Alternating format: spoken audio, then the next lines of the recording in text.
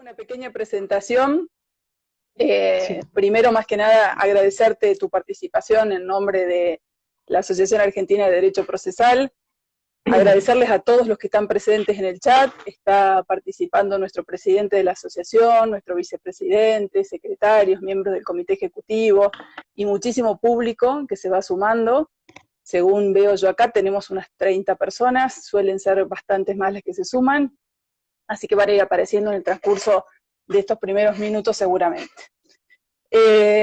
María, yo ya te digo, puntualmente agradecerte enormemente al ver tu currículum tan extenso y con cosas tan lindas y tan interesantes que has hecho vinculadas con temas de género y derecho. La verdad que es un placer tenerte, es un tema que para nosotros en Latinoamérica y en Argentina en particular, bueno, España tiene una realidad también bastante triste en relación a los temas de violencia de género, es muy necesario tratarlo y trabajarlo. Nosotros acá en Argentina hemos tenido muchos avances legislativos y avances orgánicos. Se han creado fueros especiales respecto de la violencia de género, pero esto no ha sido suficiente y eso lo muestran los lamentables cifras de muertes que tenemos todos los años. 2018-2019, el aumento de muertes ha sido enorme, enorme, enorme. Y este año no sé cómo lo habrán vivido ustedes en relación a la pandemia, pero el hecho de que víctimas y victimarios convivan en la misma casa ha generado situaciones terribles y un aumento aún mayor todavía respecto del número de femicidios. Así que, bueno, estas tristes realidades hacen que estemos tratando de ocuparnos de estos temas, de escuchar gente con mucha experticia en este tema en particular, como es tu caso. Así que si me permitís, me tomo 2 minutos, me voy a quedar sin aire de leer tu currículum, pero voy a leerlo uno muy abreviado, como para que los argentinos que no te conocen ya sepan un poquito más de cuál es tu historia de trabajo con la temática, ¿sí? Bueno, les estamos presentando a María Cale Sánchez. María es catedrática de Derecho Penal de la Universidad de Cádiz, es catedrática de Derecho Penal, viene desarrollando sus tareas docentes, investigadoras y de gestión en la Universidad de Cádiz desde el año 2010. En el ámbito de la docencia ha impartido clases tanto en grado como en máster y doctorado en distintas titulaciones. Se destaca su participación en el máster de Género, Identidades y Ciudadanía de las universidades de Cádiz y Huelva. En particular, en esta carrera, María es la coordinadora del módulo de Políticas de Igualdad, además de ser profesora de la asignatura Género, Violencias y Derecho Penal. Más apropiada la invitación para este tema imposible. En el ámbito de la gestión universitaria, a lo largo de su carrera, ha desempeñado cargos como el de secretaria de la facultad, directora de departamento y defensora universitaria de la Universidad de Cádiz. En estos momentos ocupa el cargo de delegada del rector para implementar políticas de igualdad e inclusión. María ha desarrollado varias líneas de investigación principales, es reconocida especialmente en el ámbito de la violencia de género. Tiene líneas de investigación que es la línea de investigación que ha cultivado con mayor intensidad. María cuenta con 4 sexenios de investigación, 4 quinquenios de docencia y 5 tramos de los complementos andaluces. Actualmente es la investigadora responsable del grupo PAI-SEJ 378, Sistema Penal, Criminalidad y Seguridad, e investigadora responsable del proyecto de investigación Análisis Jurídico Penal y Criminológico del Acoso Laboral, generado en la universidad. En el ámbito de transferencia de resultados, se resalta la firma de los siguientes contratos: elaboración de una propuesta de ley de medidas de protección integral de la libertad sexual y de lucha contra las violencias sexuales, análisis de los aspectos del Código Penal susceptibles de ser reformados en materia de libertad sexual y para la erradicación de las violencias sexistas. Asimismo, el 23 de enero de 2019 ha participado como experta ante la Comisión de Derechos Humanos del Parlamento Europeo, en el que presentó una ponencia sobre la inseguridad de las mujeres víctimas del delito en la Unión Europea, entre ellas las víctimas de violencia sexual. María, vamos a tener 1 hora en la cual te vamos a escuchar, contarnos tu teoría y tus desarrollos teóricos sobre el tema de violencia de género y el derecho. He tenido la oportunidad de leer en estos días un trabajo tuyo que me pareció fantástico y que, si bien lo has escrito pensando y analizando la realidad jurídica española, pareciera que lo hubieses escrito conociendo al dedillo nuestra realidad. Así que creo que todo lo que puedas compartir con nosotros va a ser fantástico, va a ser un aporte para nosotros que estamos, como te digo, tratando de enfrentar lo más seriamente posible esta temática desde el área que nos toca, que es la del derecho procesal, y bueno, profundizando la investigación en este tema. Así que María, bueno, bienvenida en nombre de la asociación. Luego de esta hora de escucharte, vamos a hacer un corte, nos vamos a volver a reconectar, y ahí van a venir las preguntas de los participantes. Así que bueno, te escuchamos, María. Muchísimas gracias, doctora Victoria, por esta presentación. Muy buenas noches. Es para mí un honor estar aquí en España. Buenas noches, porque aquí son las 10 de la noche, perdón, buenas tardes para quienes se encuentren en Argentina. Es para mí un honor participar en este importante encuentro de la Asociación de Profesores de Derecho Procesal, y es un reto, siendo así que yo soy penalista. Entonces, intentaré hacer más referencias a cuestiones de derecho procesal que derecho penal, pero permítanme que no renuncie, porque no quiero renunciar a mi formación como penalista, porque sé poco derecho penal, entonces de derecho procesal penal sé bastante menos. Entonces procuraré estar haciendo un guiño constantemente a aspectos procesales penales que están constantemente en primera línea de batalla cuando se intenta hacer frente por parte de los distintos ordenamientos jurídicos a la violencia de género. Bueno, a mí me gustaría comenzar poniendo de manifiesto el título de mi intervención, que se llama Perspectiva de Género, Derecho Penal y Proceso, que compagina los tres palos, ¿no? Los tres aspectos que yo quiero trabajar con ustedes en esta sesión, y tendríamos que necesito comenzar mi intervención planteando el problema de fondo que nos encontramos en esta materia, que no es otro que el propio sistema de fuentes que existe en cada uno de los ordenamientos jurídicos, es decir, la mezcla entre el principio de legalidad y la interpretación judicial del derecho. Ahí es donde me voy a mover un poco a lo largo de mi intervención.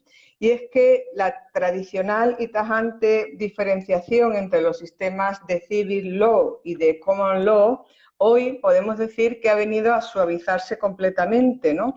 En el sentido de que países como España o como Argentina, que parten de un sistema de fuentes que prioriza el principio de legalidad y las garantías que son inherentes al propio principio de legalidad, sin embargo, requieren o exigen como complemento indispensable de la letra de la ley la interpretación que hace nuestra jurisprudencia.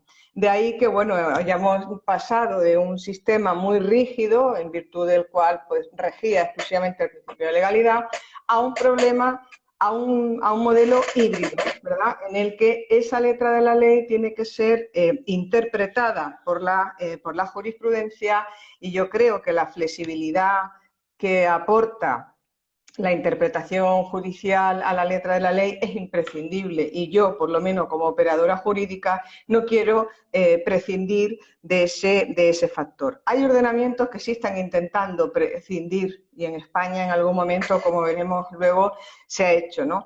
Hay ordenamientos jurídicos o momentos, y precisamente este de la violencia de género puede ser uno, en el que se intenta evitar la interpretación judicial de determinados elementos porque son muy sensibles, son permeables a que aparezcan en el razonamiento judicial, pues, como diríamos, planteamientos morales o ideas individuales del propio juzgador o de la propia juzgadora, que pueden terminar contaminando el espíritu de la ley, de ese prontuario personal, de esa moral individual del juzgador, que sobre todo se produce en aquellos supuestos en los que, pues, por ejemplo, cuando estamos hablando precisamente de hacer frente a fenómenos como la violencia de género, que como sabemos es una modalidad de violencia que se reproduce en todos los lugares del planeta y que se caracteriza en muchos casos porque las víctimas de este fenómeno criminal son víctimas que no son vistas como tales víctimas por todos los jueces y por toda la sociedad, ¿verdad? Porque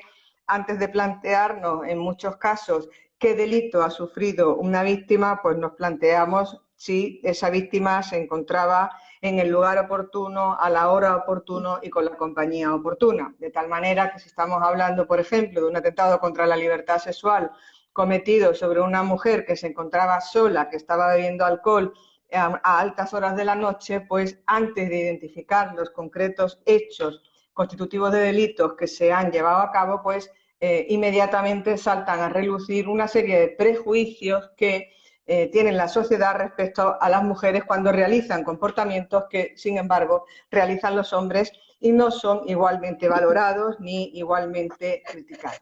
Por eso en esta materia es tan importante la formación específica de los operadores jurídicos, en el sentido de que si no tienen detrás de sí un argumentario jurídico de género con el cual poder hacer frente a la interpretación de la ley en estos momentos, pues probablemente, y algún ejemplo cercano tenemos en España, también me referiré en algún momento, que no quiero... Para mí ya pasó la historia de la jurisprudencia española el caso de la manada de Pamplona, pero necesariamente tengo que hacer referencia a ese caso en algún momento, ¿no? Pongo ahora, quiero traer a colación esta sentencia en este momento, les decía, porque hay momentos en los que cuando al juzgador le faltan rudimentos para poder interpretar la realidad de la violencia de género, acude a convicciones personales, morales, que le exponen, ¿verdad? Porque en algunos casos, pues, no son opiniones que sean compartidas por la mayoría de la sociedad. Bueno, pues por eso es muy importante para hacer frente precisamente a esta modalidad de violencia, de violencia que todos hemos denominado violencia de género, violencia sobre la mujer por razón de género. No creo que sea el momento de detenernos en cuestión de etiquetas, pues creo que en este ha sido el momento más importante, ¿no? en el que ha aparecido pues la necesidad de encontrar un equilibrio entre, por una parte, el principio de legalidad, como decía antes, y por otra parte, reivindicar el papel de la jurisprudencia, siempre que se trate de una jurisprudencia, de unos jueces, de unas juezas que estén formadas y sepan afrontar un problema criminal pues con perspectiva de género. Yo a partir de este momento voy a intentar desarrollar este esquema inicial que acabo de presentarles, evidentemente con 50 minutos, 45 minutos que supongo que quedan ya. Tengo que ir de puntillas, ¿no? Sobre muchas de estas cuestiones porque no va a dar tiempo. Si acaso ya hay otra ocasión alguna vez de volver a hablar de estos temas, pues entramos sobre cualquiera de ellos. Y sí me gustaría, pues para intentar contextualizar la violencia de género que soporta Argentina y la violencia de género que soporta mi país, hacer referencia a los datos sobre mujeres asesinadas en España y en Argentina durante el confinamiento más duro, ¿no? Que puede ser en España los meses o las fechas que van desde el 20 de marzo al 28 de mayo, ¿no? En este sentido, bueno, según las cifras que he podido manejar lamentablemente, ¿no? De la realidad argentina, 59 mujeres han sido asesinadas durante este periodo de confinamiento. En España han sido 5. Me gustaría que tuvieran en cuenta que su país tiene 44 millones y medio de habitantes, mientras España tiene 47 millones y medio de habitantes. Bueno, desconozco qué medidas ha llevado a cabo el gobierno argentino, especialmente para hacer frente a la situación de la pandemia y a esa privación de libertad de mujeres agredidas con sus propios maltratadores en sus casas. No, desde luego es el caldo de cultivo de cada una de estas 59 asesinadas, perdón, pero sí quisiera poner en valor una cosa, y es que desconociendo las medidas que se han adoptado en Argentina, España aprobó el Real Decreto 12/2020 de medidas urgentes en materia de protección y asistencia a las víctimas de violencia de género, lo que ha hecho que durante el tiempo de confinamiento se haya aumentado enormemente el uso de las líneas de teléfono, se ha abierto una línea de WhatsApp de mujeres que solicitaban ayuda y que se ha facilitado la salida de los domicilios en los que estaban cumpliendo el confinamiento con sus agresores. Lo dejo ahí, porque probablemente esa perspectiva jurídica de género necesite un legislador o una legisladora, en este caso con un Ministerio de Igualdad bastante activo, aunque el coronavirus entró por la puerta y se llevó por delante a todo el Ministerio de Igualdad, pues que han estado muy atentas a esta situación de peligro que corrían las mujeres en este momento. Bien, violencia de género, violencia sobre la mujer por razón de género.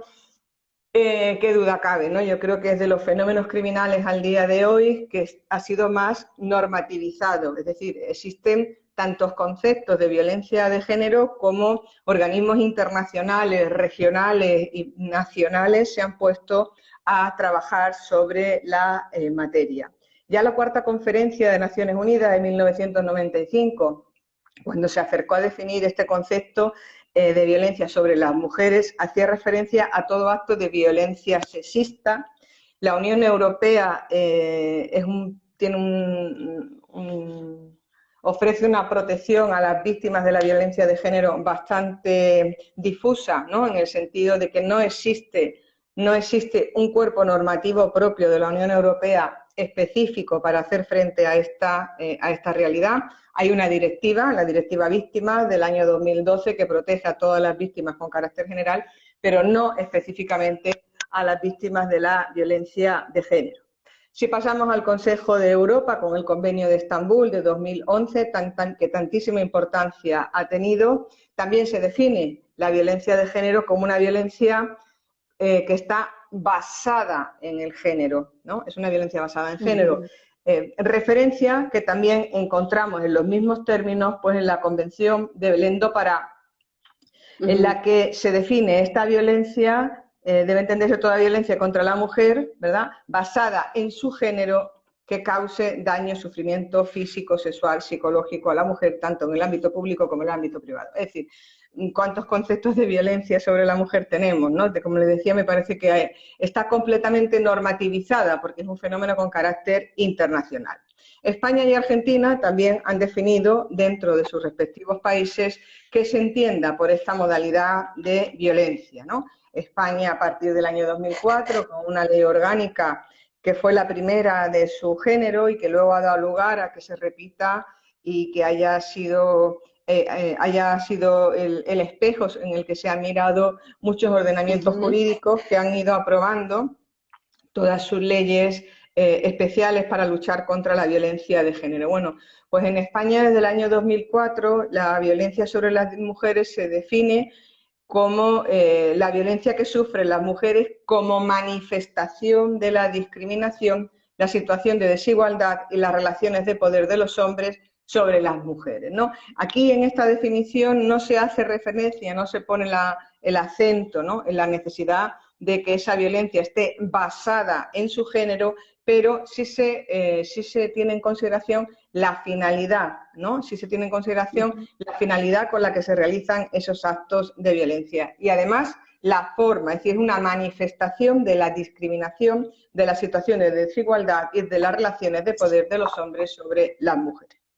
Pasamos a Argentina. Argentina, por supuesto, también tiene su concepto de violencia de género, de violencia sobre las mujeres, ¿no? Dejamos a un lado la ley del 94 sobre violencia intrafamiliar para llegar a la ley de violencia de género 2009, que finalmente ha sido modificada muy recientemente, como me comentaba una estudiante argentina este año en el máster, que has tenido la suerte de compartir con dos estudiantes de Argentina, y ella estaba muy contenta por esta reforma que había habido del concepto de violencia de género en Argentina en el año 2019, porque ampliaba, ¿no? Porque ampliaba el mismo toda conducta por acción o omisión basada de nuevo, ¿no?, en razones de género que de manera directa o indirecta, tanto en el ámbito público como en el privado, basada en la relación de desigualdades de poder, afecte a la vida, libertad, dignidad, integridad física, psicológica, sexual, económica o patrimonial, etcétera, etcétera, etcétera. Con tanto cuidado puesto por nuestros legisladores, principio de legalidad, primera parte de mi intervención, ¿verdad?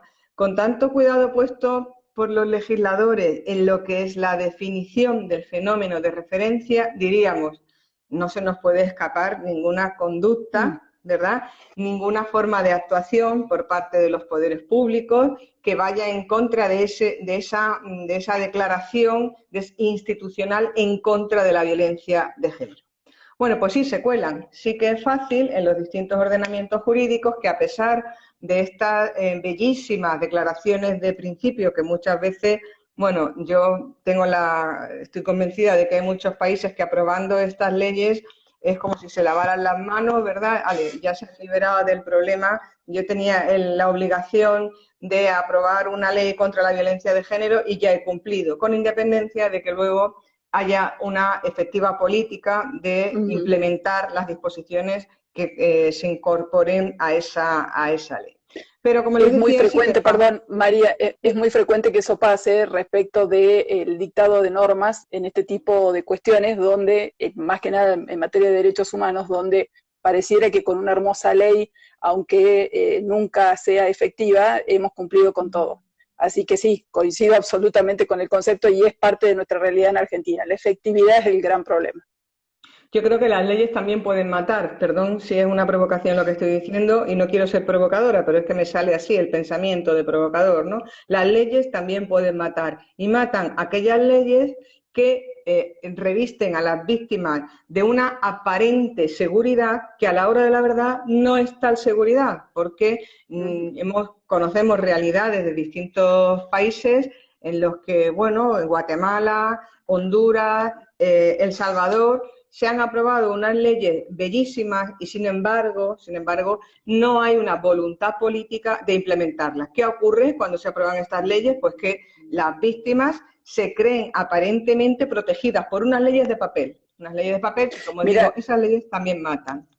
Una paradoja de un dato local es que en los resultados de los observatorios de femicidio de los últimos 3 años, las provincias que han dictado sus fueros o que han generado orgánicamente sus fueros especializados en materia de violencia de género son las que más alto porcentaje de femicidios han tenido en relación a su población. En números absolutos ni que hablar, pero en términos relativos en relación a la población, o sea que es totalmente, el sistema ha sido en Argentina de creación de foros especializados en ese punto totalmente inefectivo. Exactamente.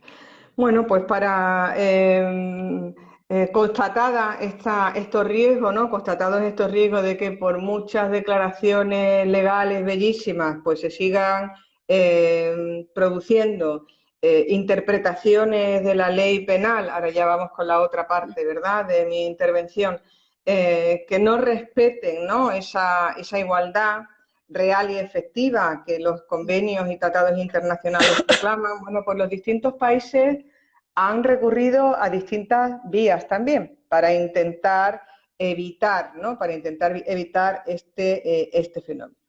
La primera vía a la que han recurrido muchos países de nuestro entorno cultural ha sido la de sexualizar la letra de la ley, es decir, incorporar en el ámbito de determinadas figuras delictivas el sexo del sujeto activo y del sujeto pasivo. Argentina se resistió en un primer momento, aunque luego veremos cómo sucumbió, como tantos otros países, a esta técnica de intervención. Bueno, España optó desde el primer momento, en el año 2004, por esta sexualización de la letra de la ley, en la medida en que en determinados delitos de menor intensidad, delitos de violencia relacionados con la violencia de género de menor intensidad, digo menor intensidad Eh, a ver, para distinguirlo del feminicidio, a mí me parece reprochable un grito, un insulto o una bofetada, sumamente reprochable, pero quiero establecer una diferencia entre la causación de la muerte y el grito, el insulto o la bofetada, porque efectivamente el legislador español en el año 2004 procedió a incorporar en estos delitos de menor intensidad de la violencia de género una agravación de la pena, ¿no? Se impone más pena cuando el sujeto activo de esas conductas es un hombre que maltrata, lesiona o coacciona a la mujer que es o ha sido su esposa, compañera sentimental, fuera o no fuera hubieran o no hubieran compartido domicilio. Bueno, este es el modelo que siguió el legislador español. El Tribunal Constitucional tuvo que emplearse a fondo con muchísimas cuestiones de inconstitucionalidad que se plantearon por parte de los juzgados y terminó diciendo el Tribunal Constitucional en una sentencia desde mi punto de vista susceptible de mayor profundización constitucional, porque se preguntaba, ¿no? Se preguntaba si esa técnica de imponer más pena en esos supuestos era ajustada a derecho, pues el Tribunal Constitucional vino a decir que, bueno, que este plus de pena que se impone en estos casos es precisamente por la existencia de un bien jurídico específico, que es la pertenencia al género femenino históricamente discriminado a manos del género masculino, que vendría a sostener esta técnica de tipificación. Simplemente para que se hagan una idea, estos tipos penales españoles presumen siempre y en todo caso la mayor ofensividad de esa conducta cuando el sujeto activo es un hombre y el sujeto pasivo es la mujer. Es decir, no es que se relajen los estándares probatorios, es que no se practica prueba porque se presume en todo caso esa situación. Perdón. Aprovecho para toser yo también, aunque ahora no se puede toser en ningún lado, pero... Uy, aquí en España toses y tienes que decir, no tengo coronavirus. Acá también, acá también. Bien, bueno, pues como decía antes, Argentina en un principio se resistió a esta técnica de la sexualización de la letra de la ley, aunque posteriormente, en el año 2011, tipificó el delito de feminicidio, ¿no? Tipificó el delito de feminicidio, que supone una sexualización de la letra de la ley, por lo menos en una de sus modalidades que hace referencia expresa a la mujer. Yo me he estudiado varias veces el delito de feminicidio del Código Penal argentino y la verdad es que me cuesta mucho entenderlo, porque hay un solapamiento entre las distintas modalidades, ¿no? Las distintas víctimas, que no sé dónde incorporar el causar la muerte de la esposa, ¿verdad? Porque es mujer, porque es esposa y porque se hace con ánimo discriminatorio, con lo cual los problemas concursales que se me suscitan sin conocer, ¿no? Son muchos. La implementación que ha tenido por parte de la jurisprudencia me parece que puede ser bastante grande. Bueno, la cuestión que en este momento quería resaltar es la siguiente, y es que si se dan cuenta, estos dos ordenamientos jurídicos que estamos comparando en este momento, por una parte el legislador español decidió agravar la pena de los delitos de violencia de género de menor intensidad, mientras que el legislador argentino optó por agravar la pena del delito de homicidio agravado o de asesinato, no sé cómo lo llaman en su código penal, sin que se nos justifique ni por el legislador español ni por el legislador argentino por qué ese concreto delito.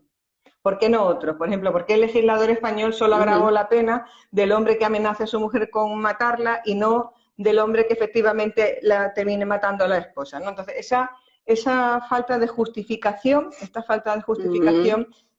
aprecia en estos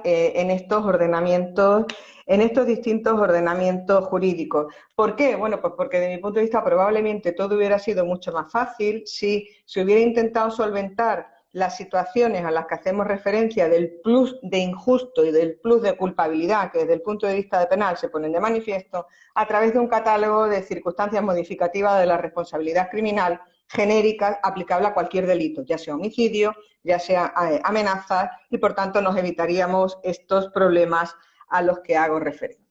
Bueno, pues esta es la primera vía a la que recurrieron nuestros legisladores, ¿no? La segunda vía es una vía por la que transita el legislador español y por la que transita algunas provincias argentinas, porque creo que no existe la jurisdicción especializada, ¿no? En este sentido, la propia ley española del año 2004, que creó esos tipos penales que imponían más pena al hombre que maltrate, lesione o coaccione levemente a su esposa, incorporó desde el punto de vista procesal los juzgados de violencia sobre la mujer.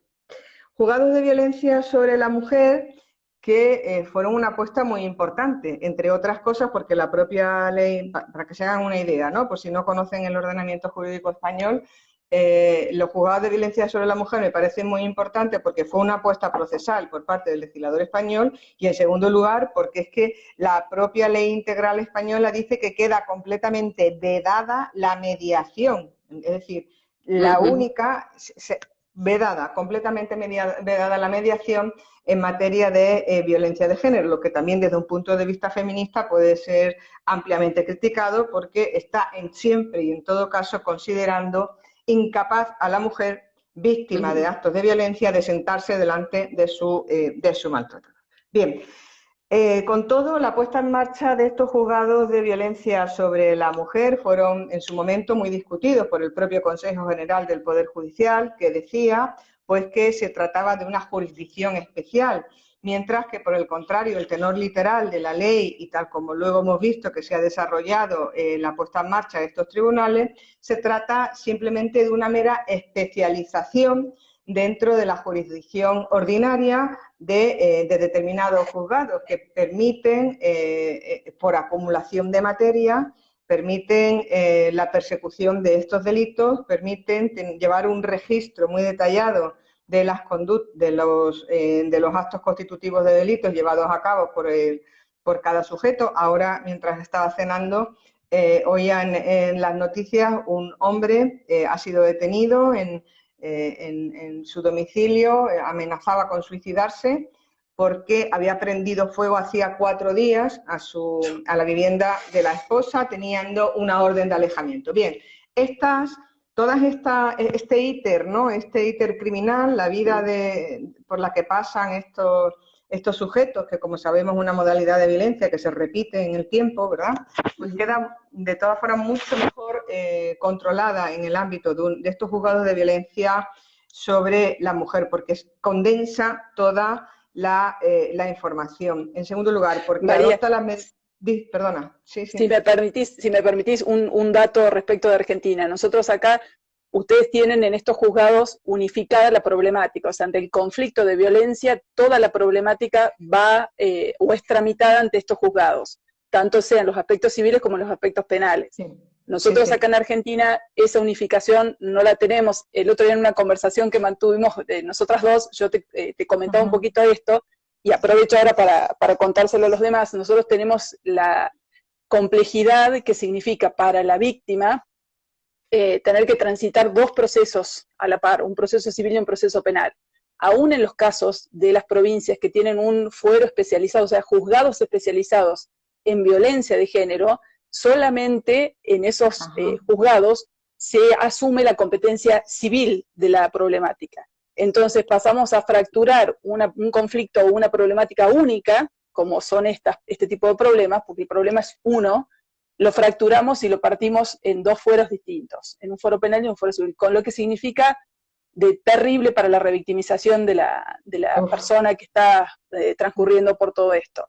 En el año 2016 hubo un proyecto acá en Argentina que fue muy interesante, que aspiraba a unificar el fuero, o como te digo, a seguir, a que los fueros sigan el conflicto, no a la inversa. O sea, no poner la carreta delante de los bueyes y decirle al problema que se adapte a las formas, sino buscar de generar un fuero especializado para la problemática de violencia de género. Así que bueno, eso, un aportecito de lo que tiene que ver con Argentina. Interesantísimo, porque en España, por el contrario, en efecto, los juzgados de violencia sobre la mujer acumulan competencias en materias civiles y penales. Por ejemplo, cuando la primera decisión que va a adoptar el titular de ese juzgado será la adopción de medidas cautelares y en el ámbito de el mismo instrumento de la orden de protección incorporará medidas cautelares penales, como puede ser la prisión provisional o puede ser el alejamiento de la víctima, y además medidas de naturaleza civil, como puede ser el uso de la Claro. vivienda habitual, la tutela de los hijos o de las hijas, usos de cuentas corrientes, todo en el mismo expediente. Entonces, desde esa perspectiva se solventa todos los problemas de revictimización, porque además es la misma persona, el mismo juez o la misma jueza quien toma decisión sobre aspectos penales y aspectos civiles. Hay una cosa, en cualquier caso, que a mí me parece también desde esa perspectiva feminista que no podemos olvidar cuando intentamos hacer teoría del delito de género o teoría del proceso de género, y es que bueno, hay ocasiones en las que hay mujeres que, queriendo una orden de alejamiento porque sienten subjetivamente que viven una situación de miedo, el juzgador entiende que no existe realmente esa necesidad de adoptar una medida de alejamiento y no la adopta. Y por el contrario, hay mujeres que denuncian los hechos, pero que no quiere que se adopte una orden de alejamiento y el juez la Y se la decide. ordena. Exactamente. Entonces, es una contradicción porque en el fondo el testimonio, la voluntad de las mujeres, pues pasa a un segundo lugar. Al margen ya de las cuestiones relativas a las medidas cautelares que se adoptan en el ámbito del proceso para liquidar esta responsabilidad criminal, otra de las cuestiones muy interesantes a destacar sobre los juzgados de violencia de género es que con todo el ruido que hicieron cuando se pusieron en marcha, la verdad es que al día de hoy a mí me resulta sorprendente que siguen encargándose solo de lo que es la instrucción de la causa. A la hora de dictar sentencia, la sentencia no la dicta un juzgado de violencia o la dicta sobre las infracciones de menor intensidad. Pero bueno, la sentencia no la dicta el juzgado de violencia sobre la mujer. La sentencia la dicta el juzgado de lo penal o la audiencia provincial, el que le corresponda. Decía la ley integral que intentaría en las distintas audiencias provinciales especializar por razón de la materia a una sección o a un juzgado de la planta para que viera estas materias. Pero lo cierto es que estos juzgados solamente tienen competencia en materia de instrucción. Está claro que la instrucción es importantísima, ¿no?, en estos casos, porque Sí. ahí es donde se ven todos los matices y perfiles de la violencia de género que o se miran con una gafa violeta o en muchos casos no se ven. Entonces está muy bien, por lo menos, que la instrucción sí que se lleve a cabo en estos juzgados. Y me gustaría resaltar otro problema añadido que tienen los juzgados de violencia de género, y es que ¿cuáles son las causas que pasan por estos delitos? Es decir, ¿qué materias son competencias de estos juzgados de violencia de género? Bueno, pues no todos los supuestos de violencia de género son instruidos por los juzgados de violencia sobre la mujer, porque en cierta medida estamos condicionados por el concepto de partida, el concepto de violencia de género del artículo 1 de la ley integral. Por ejemplo, cuando se produjeron los hechos de la manada de San Fermín, ¿no?, igual, supongo que les habrá llegado, ¿no?, porque se ha enterado toda España, que además de Hemingway visitó San Fermín un grupo de 5 sevillanos que una noche pues decidieron mantener una fiesta sexual entre ellos, compartida y consentida entre ellos 5, eso está claro, pero no se plantearon absolutamente nada más. Yo supongo que si este caso de San Fermín hubiera sido desde un primer momento analizado en fase de instrucción con esta perspectiva de género, pues probablemente nos hubiéramos evitado más de una escena de las que hemos tenido que aguantar. Aunque por cierto, los problemas que se han planteado en el caso de esta sentencia ha sido fundamentalmente porque en primera instancia la sentencia de la Audiencia Provincial de Pamplona llevaba un voto particular de un magistrado discrepante y en ese voto particular, bueno, pues yo creo que se puede decir que este magistrado, pues dio rienda suelta, ¿no? Dio rienda suelta a un movimiento que a partir de entonces se destacó en España y que ha cabalgado salvajemente sobre un caballo llamado patriarcado, ¿verdad? Y que no ha encontrado, no se ha cortado, no, perdón por la expresión, no se ha cortado, no les ha dado igual entrar a criminalizar el comportamiento de la propia víctima. Bien, y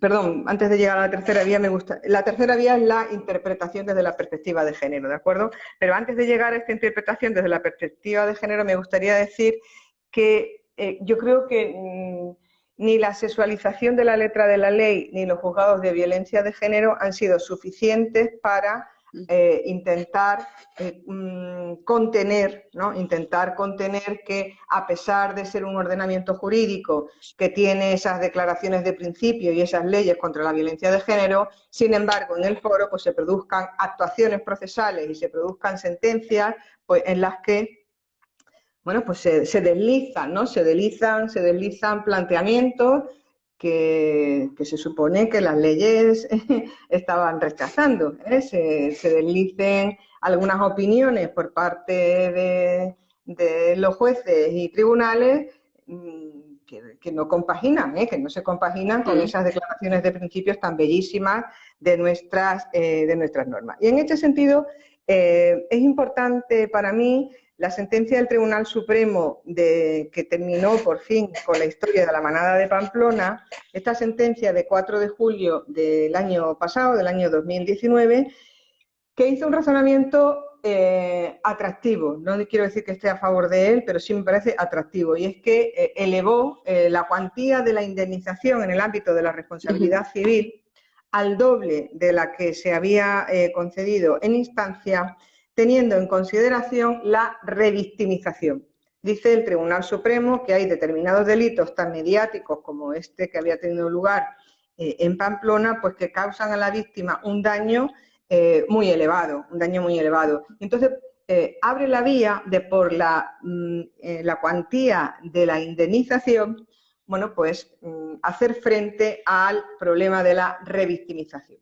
Bueno, yo no me parece que sea, me parece atractivo y a mí me ha dado mucho de sí este planteamiento, porque probablemente haya otras formas, ¿no? Para amortiguar, amortiguar los efectos, ¿no?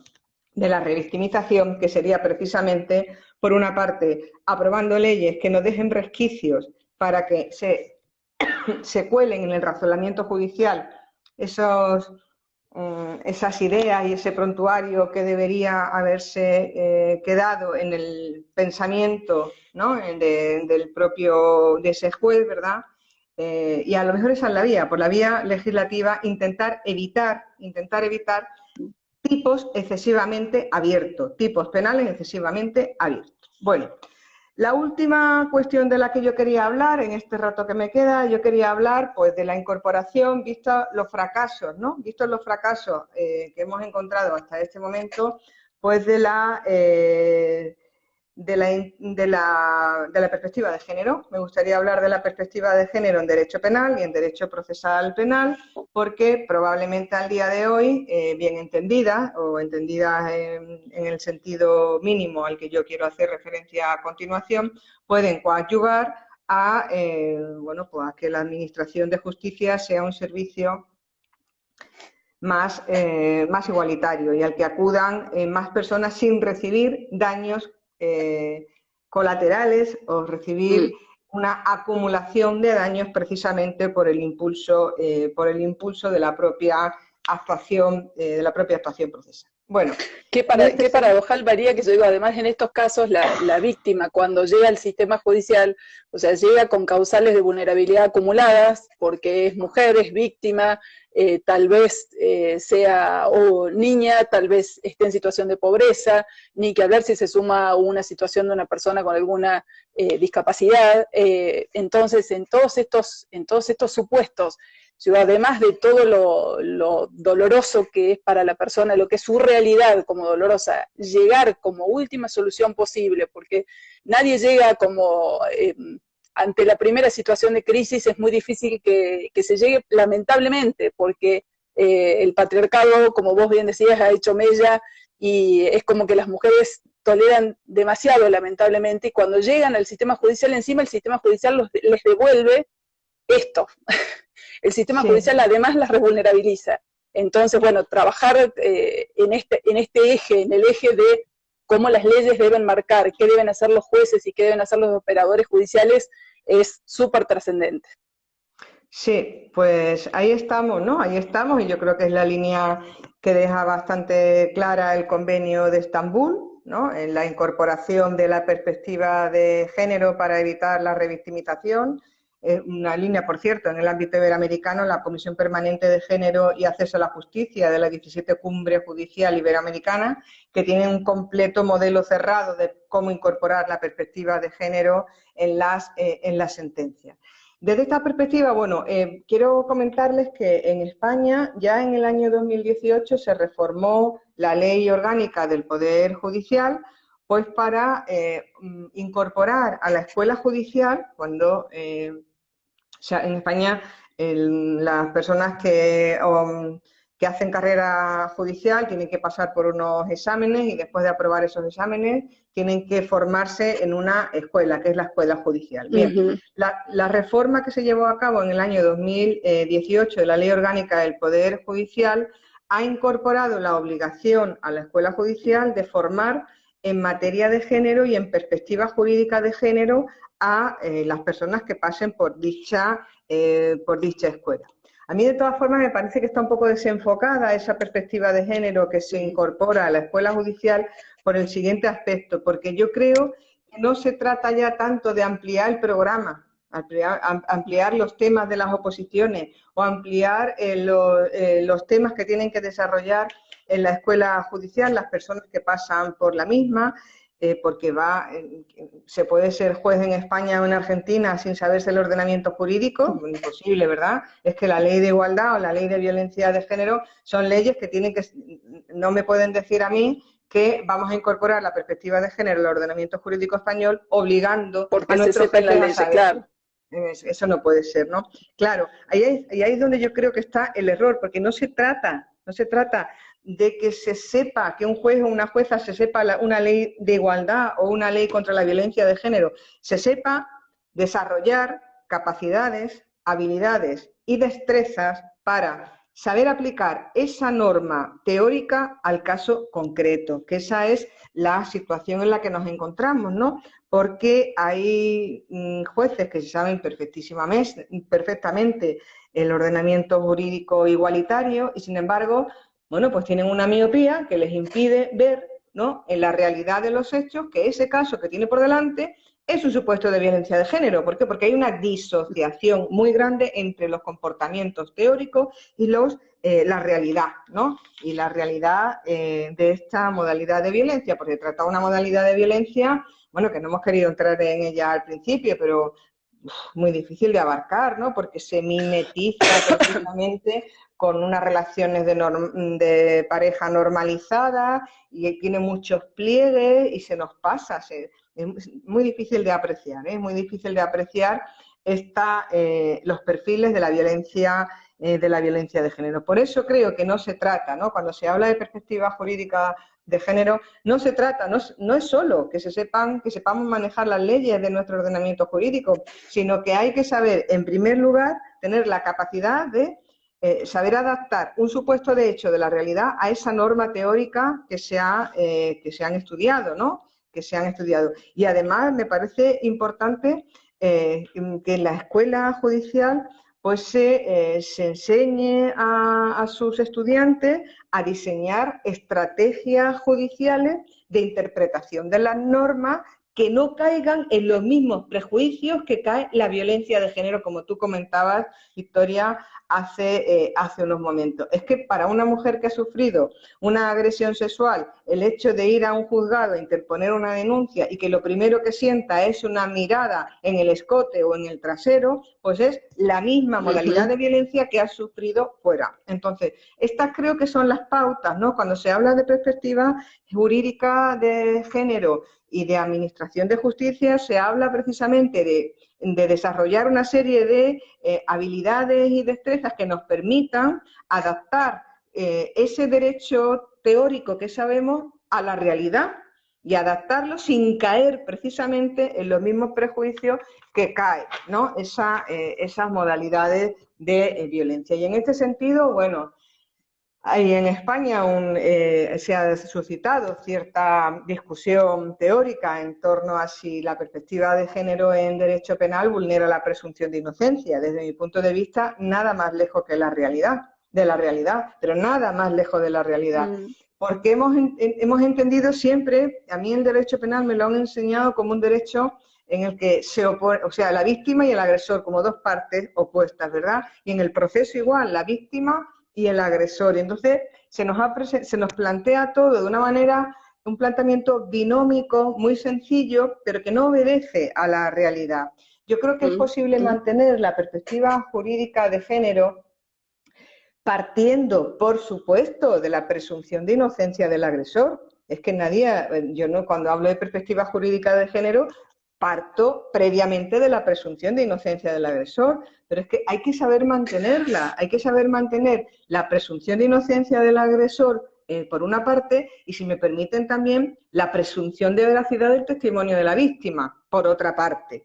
¿De acuerdo? Llegará un momento de la sentencia en la que, bueno, pues ya veremos si es que el autor no era tan inocente o la víctima mentía, pero hasta el momento en el que la sentencia se desvirtúe esa presunción de inocencia, vamos a respetar en paralelo, sin cruzar, sin hacer el cruce, por una parte, de la presunción de inocencia del agresor y, por otra parte, de la presunción de veracidad del testimonio de la víctima, porque creo que eso es muy importante. Falta empatía con las víctimas. Yo he visto muchas sentencias, he estado estudiando muchas sentencias durante los últimos años sobre violencia sexual, y Sergio de la Herrán, que creo que está escuchando, sabe a qué me estoy refiriendo, y hemos visto sentencias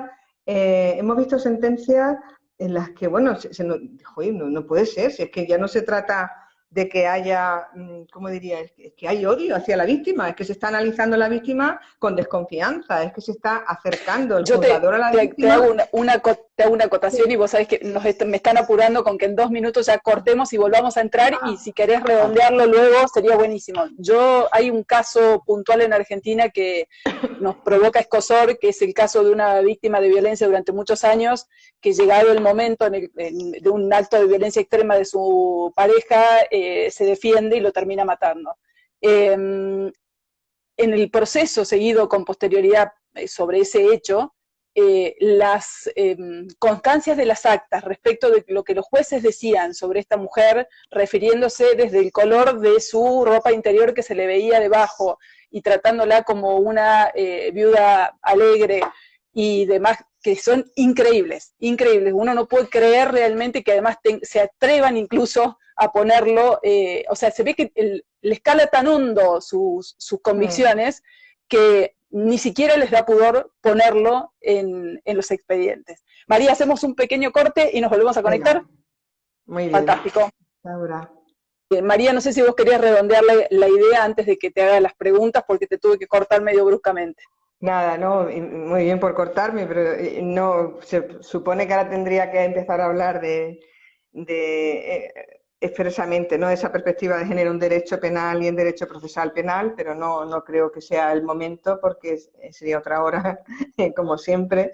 Por muchos años que llevemos una dedicada a la docencia, no termino de controlar bien nunca el tiempo, lo siento. Entonces, pero sí me gustaría, termino con una frase del profesor Muñoz Conde, una observación que hace el profesor Muñoz Conde, ¿no?, cuando dice que la perspectiva de género es una diferente sensibilidad femenina, presumiendo que en tanto no existan circunstancias evidentes que contradigan su declaración, la credibilidad de una persona que afirma que ha sido violada o forzada a tener una relación sexual es tanto mayor cuanto mayores son los factores que hagan pensar que no tenía ningún interés o motivo en hacer una imputación falsa. Yo, con el permiso del profesor Muñoz Conde, creo que no es una cuestión de sensibilidad femenina, sino que es una cuestión de hipersensibilidad masculina en base a una supuesta superioridad moral de los hombres sobre las mujeres, que no puede ser más que el fruto de la discriminación histórica que en el ámbito de esta sociedad patriarcal hemos sufrido las mujeres. Bueno, no creo que se trate de incorporar la perspectiva de género al derecho penal, una serie de presunción, ¿no?, a favor del testimonio de la mujer, ni mucho menos. Lo único que estamos intentando es eliminar del razonamiento judicial pues esas frases hechas, esas maneras de pensar, en virtud de la cual reproducimos en el ámbito del proceso el mismo prontuario normativo que sostiene a la delincuencia que está debajo de ella. Totalmente, totalmente, María, totalmente. Si te parece, ahí veo que cada vez surgen más preguntas, así que en algún punto lo cortaremos para que tu vida vuelva a la normalidad y puedas dormir en un horario más o menos razonable. A ver, Cecilia Pérez, que es la presidenta de la Comisión de Jóvenes Procesalistas de la Asociación Argentina de Derecho Procesal, una gran amiga de la asociación, dice si nos podrás contar cómo se valora la prueba en los hechos de violencia de género, si hay fallos de los máximos tribunales europeos vinculados al tema. ¿Que cómo se valora la prueba? Exactamente. No entiendo la pregunta. ¿Que cómo se valora la prueba? Yo entiendo que Cecilia se refiere respecto a, bueno, vos un poco lo pusiste recién en su justo medio, dijiste esto no tiene que ver con dejar de lado el principio de inocencia, sino que lo que hay que ver es vale, si hay una inversión de la carga probatoria, no. Si hay...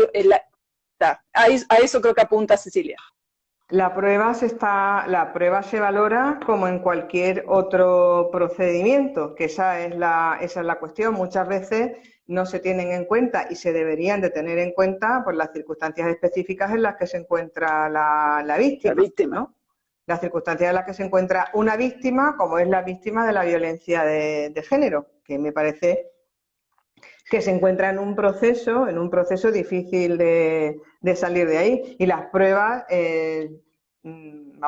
se aceptan o se rechazan con la misma validez que en cualquier otro juicio. Sí que es necesario resaltar que hay ahora mismo una línea de interpretación jurisprudencial del Tribunal Supremo que viene haciendo una reconstrucción desde el punto de vista de la perspectiva de género de los hechos. Pero estoy pensando ahora mismo en una sentencia del 2018 muy interesante.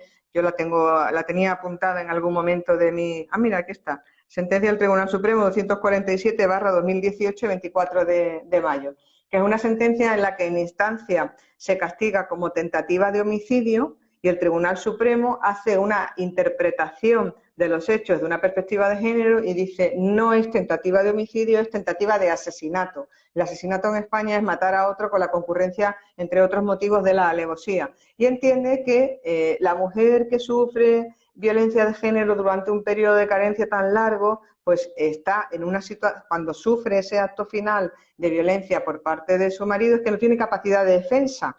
No tiene capacidad de defensa. Entonces, se reinterpreta precisamente desde el punto de vista de las características de los hechos que se están produciendo en este caso, ese matiz de la perspectiva de género. Pero no son muchas sentencias las que van por ahí. No son muchas, Cecilia, las sentencias que hacen esta interpretación. Leyendo tu trabajo el otro día, veía que vos hacías referencia a varias situaciones tales como el hecho de que la víctima a veces dice, bueno, ¿y por qué demoró tanto en denunciar? Y bueno, ¿por qué demoró tanto en denunciar? Precisamente claro, contanos vos, es un ejemplo muy, muy bueno el que vos planteabas ahí.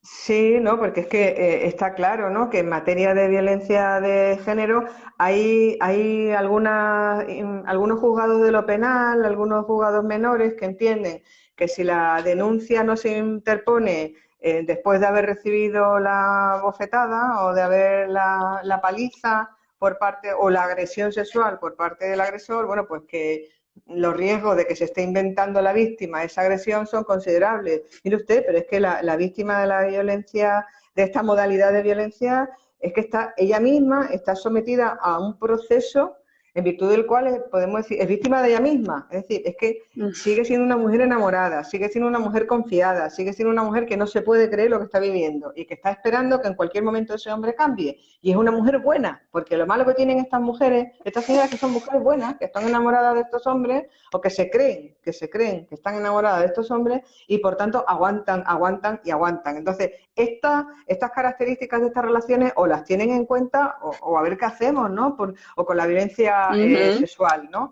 ¿Cómo puede ser que haya tardado usted un mes en venir a denunciar una agresión sexual si ya no tiene restos biológicos del agresor sobre su cuerpo? Mire usted, porque es que no he tenido capacidad ni de plantearme lo que había pasado. Es que hasta ahora no he tenido valor suficiente para venir aquí, porque sé que cuando salga por esa puerta un periodista va a estar detrás de mí y al día siguiente va a estar el color de mi ropa interior en todos los medios de comunicación. Entonces, claro que hay que interpretar desde una perspectiva de género muchos aspectos, desde la interposición de la denuncia, desde la retirada de las denuncias. ¿Por qué hay tantas mujeres maltratadas que intentan retirar las denuncias? Pues se pueden imaginar, ¿no? Porque están siendo todavía víctimas de sí mismas, ¿no? De ese proceso en virtud del cual no son capaces de dar un golpe sobre la mesa y se acabó. A partir de este momento yo voy a tomar las riendas de mi vida y voy a denunciar y voy a ser...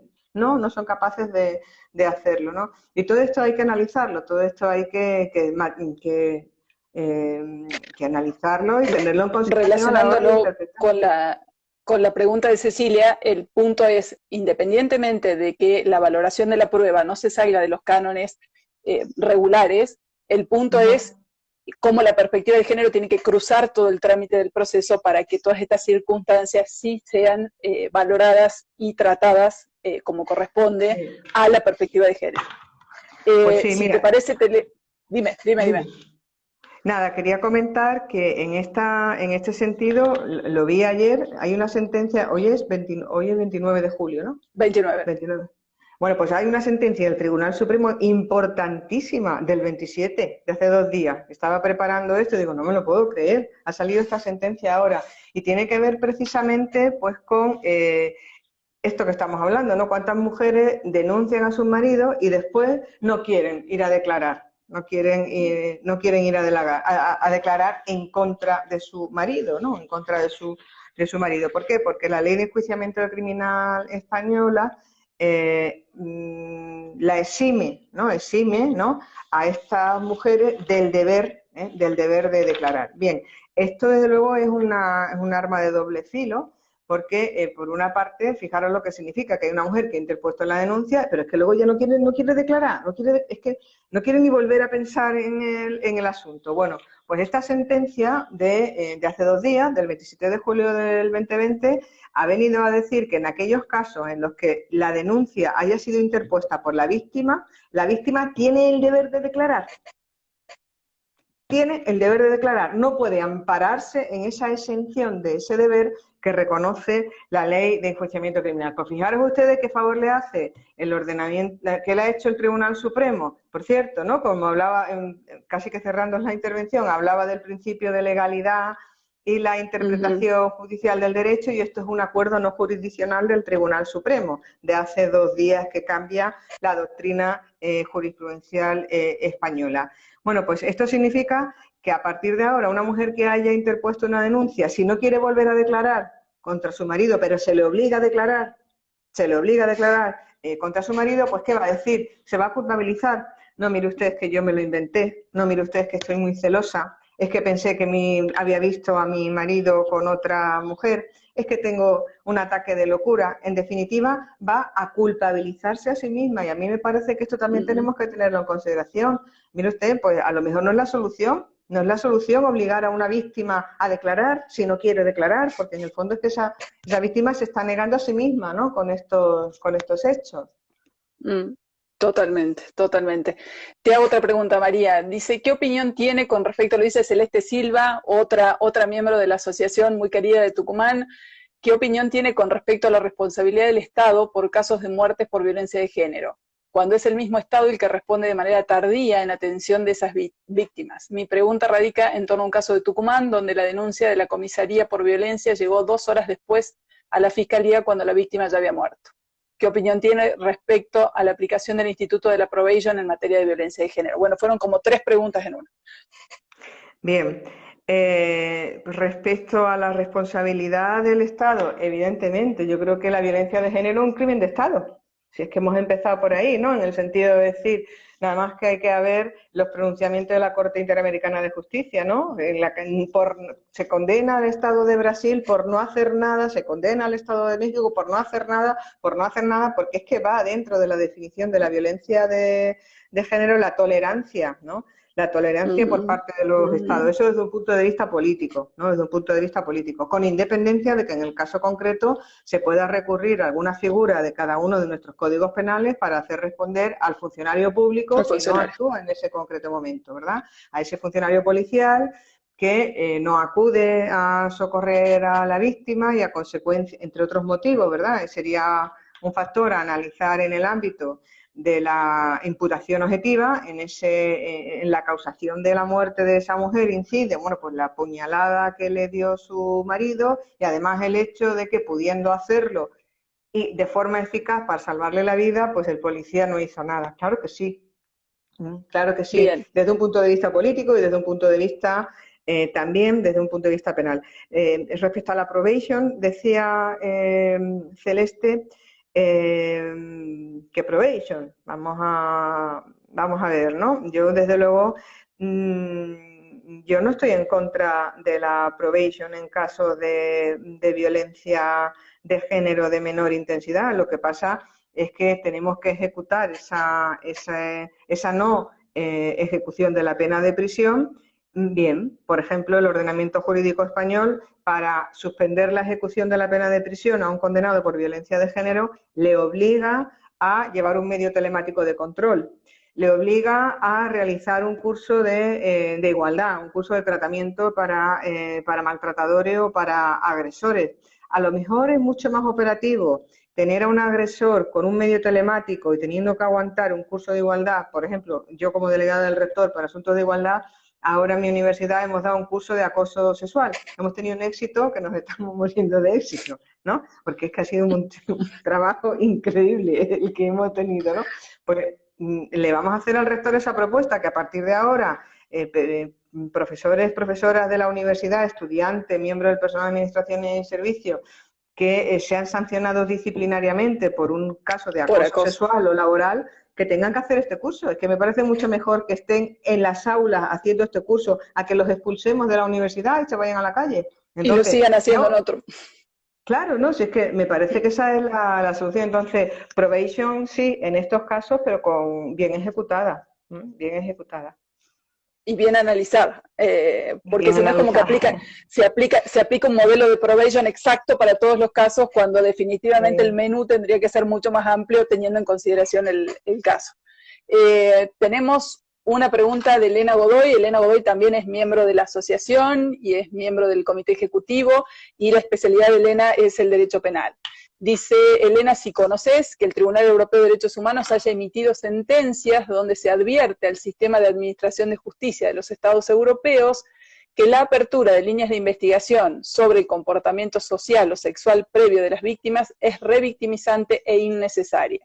La Corte Interamericana lo hizo en el caso Azul Rojas Marín versus Perú, que lo pone como ejemplo.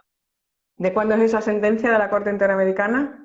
Esta sentencia, a ver si Elena me pasa el dato, seguramente nos va a escribir porque está mirándonos. Yo no he encontrado mucha jurisprudencia,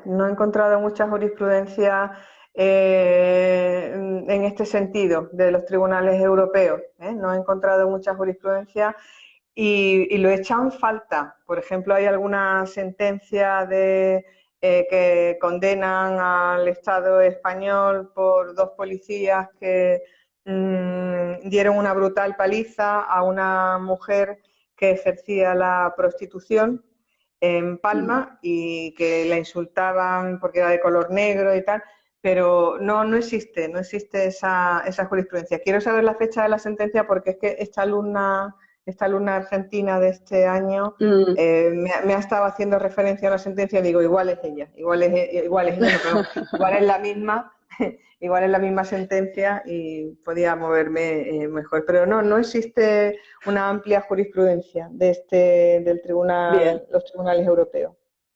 Bien, bien.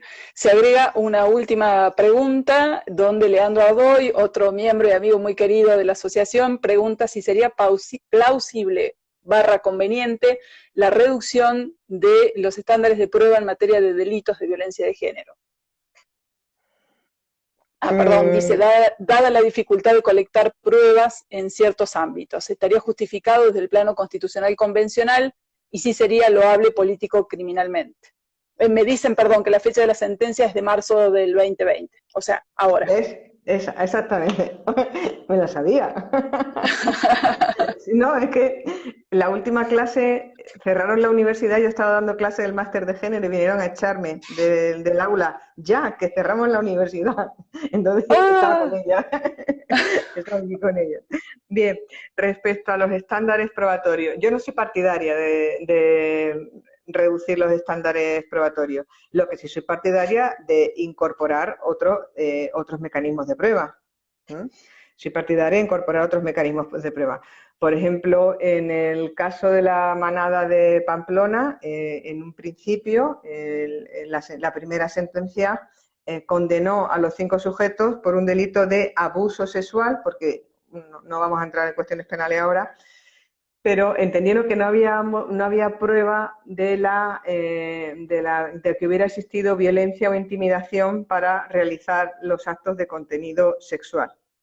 Vale. No se trata de reducir los estándares probatorios, sino de adaptar la prueba a las circunstancias que tuvieron lugar aquella noche. ¿Cómo que no hubo violencia o intimidación cuando 5 hombres fuertes, porque van enseñando la musculatura todo el rato, presumiendo de músculos, quiero decir, se encierran con una niña de 18 años en una habitación estrechísima y simultáneamente llevan a cabo actos de penetración anal, bucal y vaginal durante unos minutos? ¿Cómo que no hay prueba? Vamos a ver, ¿cuál es el estándar probatorio ahí? ¿No hay una intimidación ambiental? Es que probablemente focalizamos los estándares probatorios, pues es que más o menos en este caso yo creo que estábamos esperando la muestra de la identificación del ADN de los restos de semen que se detectaron por allí en el cuerpo de la víctima. Es que hay otros mecanismos de prueba, hay otros mecanismos que contribuyan a robustecer esa decisión por parte del juez, que tenga que decir si hubo o no hubo una agresión sexual. Y en este caso ya les digo que desde mi punto de vista la cuestión es esa, que es que hay que complementar, las pruebas clásicas, ¿no? Perfecto, María. Me están acercando 2 preguntas más. Dicen, ¿qué medidas como parte de la justicia de acompañamiento se puede hacer para la víctima de violencia y para el agresor con posterioridad a la medida de protección de la persona? Medidas de acompañamiento para la víctima, supongo. ¿Qué dice? Sí, lo dice respecto de la víctima y respecto del agresor. Bien, respecto de la víctima, bueno, yo creo que después de haber hablado con algunas mujeres víctimas de violencia de género, a mí me da la sensación de que también las víctimas necesitan un proceso de reinserción social, ¿no? Entonces, yo no sé si es el derecho penal el que tiene que dárselo. Yo creo que a lo mejor no es el derecho penal, porque para mí las víctimas son muy importantes, pero no son el centro del derecho penal, ¿no? Las víctimas lo que necesitan es otro tipo de apoyo. El derecho penal lo único que hace es imponer más o menos penas, y la víctima, por más o menos penas que le imponga al agresor, ella, por ese mero hecho, no se siente mejor ni peor, porque eso es una falacia, ¿no? El entender que cuanto más daño sufra el autor, más gozo tiene la víctima. A mí me parece que no es así. Entonces, medidas de acompañamiento, claro que sí, pero desde el punto de vista de la administración, del trabajo social, de las instancias del apoyo psicológico. El apoyo psicológico, efectivamente, trabajo social, apoyo psicológico. Una de las medidas muy importantes que se adoptó en la ley española del año 2004, pues fíjense qué tontería, ¿no? Pues fue ofrecerle a mujeres que por su edad y por su falta de cualificación profesional una ayuda económica. ¿Cuántas señoras, no sé en Argentina, pero en España, hay muchas señoras mayores que no han recibido una una escolarización, ni no tienen una formación profesional, ni no tienen una inserción laboral, precisamente porque por ser mujer nunca se preocuparon de ofrecérsela, siempre se quedó en casa, siempre estaba en casa dedicada al cuidado de sus hijos. Ahí están, ¿no? Ahí están las medidas que necesitan las víctimas. Y desde el punto de vista de los agresores, ¿te acuerdas la pregunta cómo era? ¿Puedes repetírmela? Decía, ¿qué medidas necesita Lo que preguntaba es, ¿qué medidas como parte de la justicia de acompañamiento se puede hacer para la víctima, preguntaba, y para el agresor con posterioridad a la medida de protección de personas? O sea, independientemente de la medida urgente que se adopte, con posterioridad, ¿qué medidas de acompañamiento la justicia adoptaría en relación al agresor también? Bien, al agresor, mira, y ahora vuelvo otra vez a la pregunta que hacía antes Celeste con el tema de la probation, ¿no? A mí me parece muy importante los programas de recuperación de agresores sexuales, de Ustedes maltratadores. tienen un programa nacional muy, muy potente que lo maneja, si mal no recuerdo, Andreus, el que estaba a cargo de ese programa, y trabajan específicamente con este tema, ¿no? Sí, es un tema, lo que pasa, a ver, en el ámbito se trabaja con agresores sexuales y con agresores de género en general, dentro y fuera de las prisiones, ¿no? Dentro y fuera de las prisiones. Y para que a un agresor de género le concedan la posibilidad de no entrar dentro del establecimiento penitenciario, bueno, pues tiene que participar activamente en su proceso de reinserción social. A mí me parece muy significativo que tengamos que resaltar este dato. Es que debería ser lo normal, ¿no? Que cualquier persona que haya sido condenada por un delito participe activamente en su propio proceso de reinserción social, ¿no? Entonces, bueno, pues claro que sí, labores de acompañamiento a mí me parece muy importante durante el tiempo de ejecución de la pena, ¿no? Durante el tiempo de ejecución de la pena. Por ejemplo, imagínense, supongo que en Argentina tienen también la libertad adelantada, ¿no? No tengo ahora mismo. Una persona puede salir antes de terminar de cumplir su prisión al medio abierto. Bueno, pues más que policías que custodien a estas personas que se encuentran en tercer grado o en libertad condicional, yo me planteo, bueno, y no puede haber un titulado en criminología. Los criminólogos y criminólogas que salen de las universidades españolas y que todavía no tenemos clara cuál es su proceso de inserción laboral, en este caso, no podrían encargarse de esas labores de acompañamiento, ¿no? Estas labores de acompañamiento de estos sujetos. Ahí estamos, ahí seguimos, ¿no? Pero evidentemente se hacen este tipo de labores. Por cierto, ahora que hablamos de prisión durante el coronavirus, hay un centro de inserción social, un centro donde están los penados que van solamente a dormir a la prisión en mi pueblo, a 20 kilómetros de mi pueblo, que se quedó vacío. Salieron todos los condenados por el miedo al coronavirus, la Administración de Justicia los dejó fuera y fueron todos a sus casas con sus esposas. ¿Qué ocurrió para compensar esta situación? Bueno, pues que ese Real Decreto al que me refería anteriormente, ¿no? Disponía de medidas para evitar que el sujeto se acercara a estas mujeres. Pero bueno, como también ha estado pendiente, ¿no? En la situación penitenciaria de estos sujetos, la situación, como no podía ser de otra manera, sanitaria tan durísima, que hemos vivido Acá se ha dado una situación bastante similar y hubo una fuerte reacción de todos los organizaciones no gubernamentales y organismos de derechos humanos que trabajan con los derechos de las víctimas de violencia respecto de estos temas, porque obviamente al victimario que estaba en reclusión, en prisión, lo volvían a la casa a vivir con su víctima. Así que también fue todo un tema todo esto. Tenemos una pregunta más para hacerte de Gabriela Stefani, que dice, ¿existe en España la regulación de violencia de género política? Y si es así, si existe jurisprudencia al respecto. No. Me ha encantado ver esa definición de violencia de género política en el concepto argentino. Ya lo había conocido en relación a, ¿qué país era, María? ¿Qué país era? Colombia. Es que tengo ahí varios viajes seguidos y me mezclo un poquito. Perdón.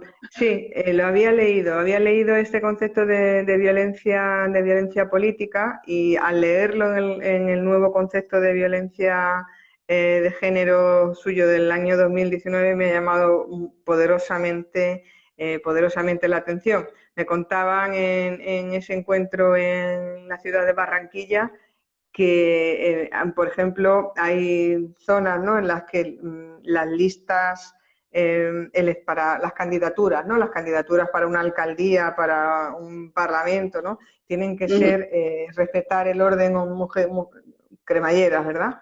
Y sin embargo, una vez que se pasaba el proceso electoral, a continuación venían las coacciones a las mujeres que estaban primeras de la lista para que fueran renunciando, y al final seguían siendo los hombres. O sea, se votaban a un hombre y a una mujer, pero al final los órganos colegiados estaban formados por hombres porque las obligaban a renunciar. Me sorprendió mucho. Otra vez la efectividad, lindas normas y después la efectividad. Hay una pregunta más que te la voy a hacer, ya te liberamos, porque creo que es un amigo en común que tenemos, que es el profesor Raúl Calvo Soler, que está haciendo una pregunta. Raúl pregunta, ¿qué opina de los programas restaurativos para trabajar en violencia de género en primeros noviazgos? ¿No habría que trabajar más en esos primeros momentos? Los programas restaurativos, de todo lo que tenga que ver con justicia restaurativa en España, ahora mismo con violencia de género, son completamente incompatibles, no están vedados unos con otros, se dan la espalda, y sin embargo me parece muy positivo, me parecería muy positivo en el ámbito, además, como dice, si estamos hablando de noviazgo, entiendo que se refiere a delincuencia juvenil, ¿no? Entiendo que se refiere a delincuencia juvenil y por tanto, bueno, es que estamos hablando de unas edades que más vale educar bien, ¿no? Más vale educar en razones que privando de libertad. Es un grave problema ahora mismo en España el que se ha suscitado con esta violencia entre noviazgos. A mí me parece muy llamativo lo siguiente, y es que va en aumento en la medida en que aumente todo lo de las redes sociales, ¿no? Sale una nueva red social, WhatsApp, Instagram, sale cualquier novedad y se aprovechan los resquicios, ¿no?, pues para formas de controlar siempre, ¿no? Siempre el mismo modelo para controlar los jóvenes, los hombres a las mujeres. Entonces, me parece que es una modalidad de violencia que está creciendo con nuestra sociedad. Yo hace años, en trabajos míos, cuando era muy joven, yo decía, bueno, la violencia de género es un problema ancestral, que viene acompañando a la humanidad desde siempre. No, yo creo que la violencia de género está ahora en su máximo apogeo. ¿Por qué? Porque ahora es cuando las mujeres han decidido pegar el salto, ahora es cuando las mujeres quieren ser libres, donde las mujeres quieren ser iguales a los hombres, y es donde empieza a destacar. Y para esta nueva modalidad de violencia, con gente joven, pues probablemente no valgan los recursos de siempre, ¿no? Y los programas de justicia restaurativa pueden tener toda su validez, ¿no? Y ser muy eficaces, Raúl, en estos casos. Perfecto, María. Bueno, 1.000.000 de gracias por haber aguantado además hasta esta hora. La verdad que fue un placer escucharte. Seguramente te volveremos a llamar para que sigamos con vos aprendiendo mucho más sobre este tema, porque, como te decía, lamentablemente son realidades comunes. Y tenemos mucho de todo esto que superar, porque es una realidad que nos estaba no golpeando la puerta, nos está pateando la puerta del sistema de justicia para que empecemos a hacer las cosas bien de una vez por todas, porque no está en juego ninguna cuestión secundaria, sino que está en juego la dignidad, la integridad, la vida de las víctimas. María, me queda pasar un dato más. El día miércoles próximo tenemos esta conferencia a la que participaste, forma parte de un ciclo de los días miércoles.